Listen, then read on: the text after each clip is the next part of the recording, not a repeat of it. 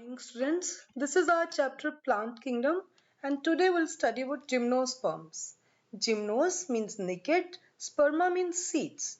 Gymnosperms are the plants in which the ovules are not enclosed by any ovary wall and remain exposed both before and after fertilization.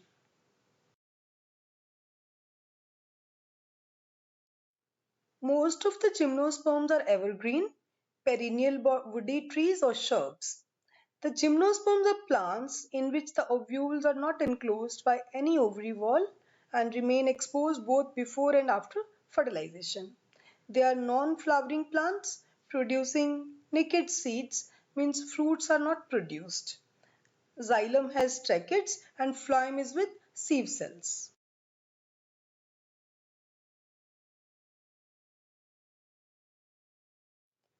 The plant body that is sporophyte is differentiated into root, stem and leaves.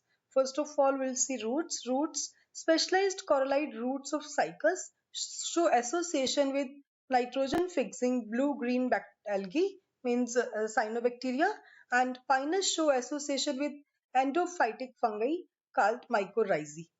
The next stem, the gymnospermic stem is mostly erect, aerial, solid and cylindrical.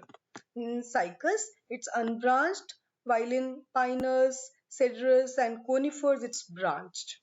Leaves are dimorphic. The foliage leaves are simple, needle-like or pinnately compound. Scale leaves are small, membranous and brown.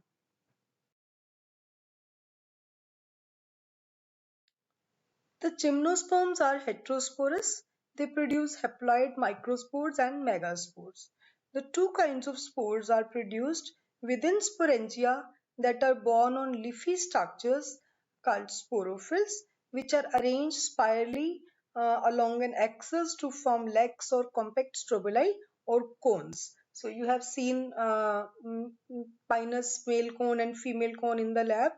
The strobili bearing microsporophylls and microsporangia are called male strobili or male cone. The microspores develop into a male gametophytic generation which is reduced and is confined to only a limited number of cells. This reduced gametophyte is called a pollen grain.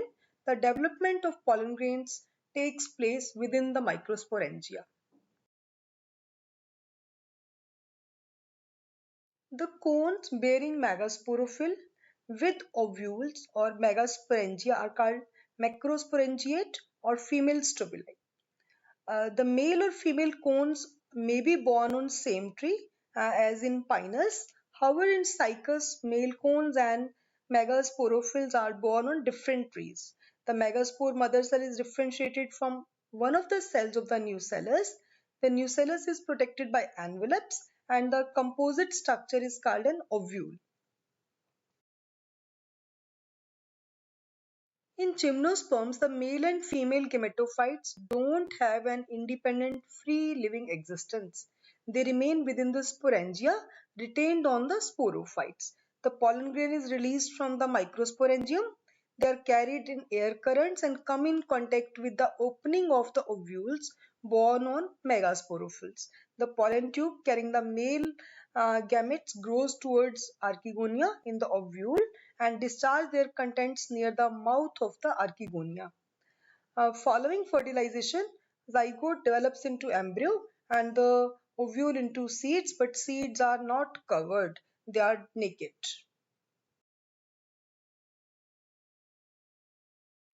In gymnosperms, diploid sporophyte is dominant, photosynthetic, independent phase of plant. The gametophytic phase is represented by a single to few celled haploid gametophyte. This kind of life cycle is called diplontic.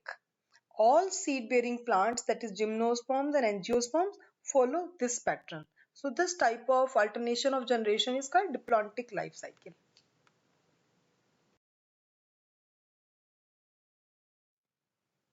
In this slide, some differences between angiosperms and gymnosperms are given.